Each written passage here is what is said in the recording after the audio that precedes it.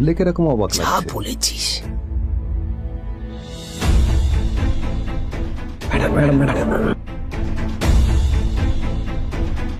অফিসে চলতে থাকা এইসব কথা শুনে আদ্রিতার আরো রাগ হলো। আদ্রিতা ক্যাবিনে যাওয়ার পরে রাগকে নিয়ন্ত্রণ করা ওর পক্ষে আরো কঠিন হয়ে গেল। ও তখন বুঝতেই পারছিল না যে ওর রাগ কিভাবে নিয়ন্ত্রণ করবে। আদ্রিতা এটাও ভাবছিল যে নীলের জন্য ওকে আর কত অপমানিত হতে হবে। এসব ভাবতে ভাবতেই আদ্রিতার চোখ গেল ওর বাবার ছবিটার দিকে।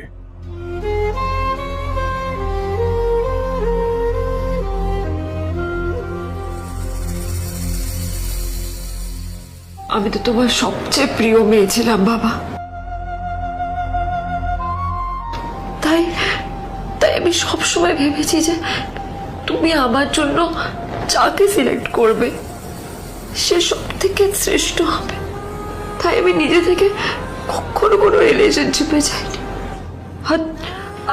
আর তোমার কাছে বিয়ের কোনো শর্তও রাখিনি। কিন্তু কিন্তু তুমি না আমার সাথে কি করলে? এই গাধাটার সাথে আমাকে বিয়ে দিলে। আমার জীবনটা নষ্ট হয়ে গেল, শেষ হয়ে গেল।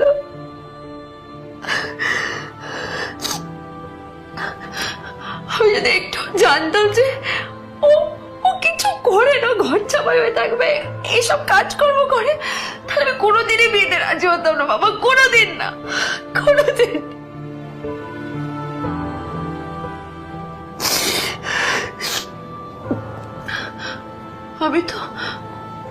আমি তো সবসময় ভাবতাম যে বাবা মারা তাদের সন্তানের ভালো চায়, কল্যাণ চায়, তাদের জন্য চিন্তা করে।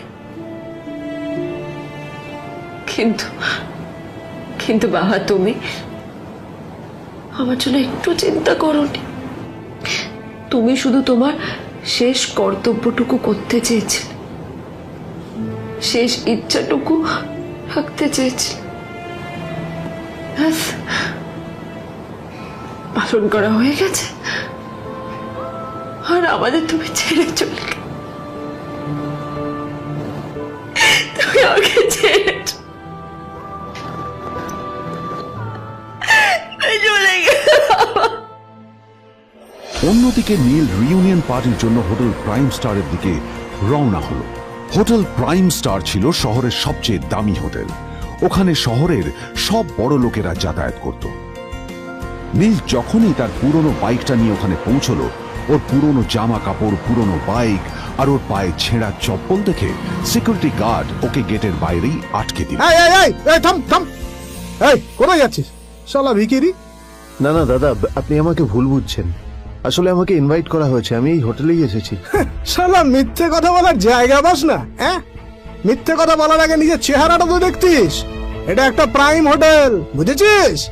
এখানে সব শহরের বড় বড় লোকেরা তাদের বড় বড় গাড়ি নিয়ে আসে। শালা তোর মতো একটা ভিখিরি একটা ফ্যাট প্যাটে আওয়াজ বের করা বাইক নিয়ে চলে এসেছিস, আর আমি তোকে ঢুকতে দেবো না দাদা? আমাকে ইনভাইট করা হয়েছে, আমাকে শুনুন শুনুন না, আরে চল আমাকে একবার ঢুকতে দিন আমাকে। নীল পড়ে যেতেই একটা দামি গাড়ি ওখানে এসে দাঁড়ালো। এই গাড়িটি আর অন্য কারো নয়, হোটেল প্রাইমের মালিক মিস্টার খান্নার ছিল। কি হচ্ছে কি এটা? হোটেলের গেটের সামনে এসব এসব ক্যাশ চলছে এখানে। হোটেলের বদনাম হবে না এতে? স্যার দেখুন না, এই যে ভিখিরিটা হোটেলে ঢুকতে যাচ্ছে, আমি বারণ করছি, শুনছে না স্যার। শালা, আপনি কি করতে আছেন? কে কি হচ্ছে দেখি দেখি কে? মিস্টার খান্না তার চশমা খুলে নীলের দিকে দেখলেন, আর ওনার মুখটা হাঁ হয়ে গেল।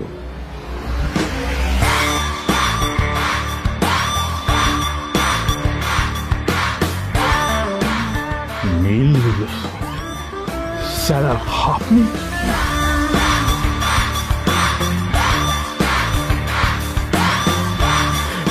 Extremely sorry sir. Sir sir, আপনি একটা ইনফর্ম করেননি কেন আমাকে?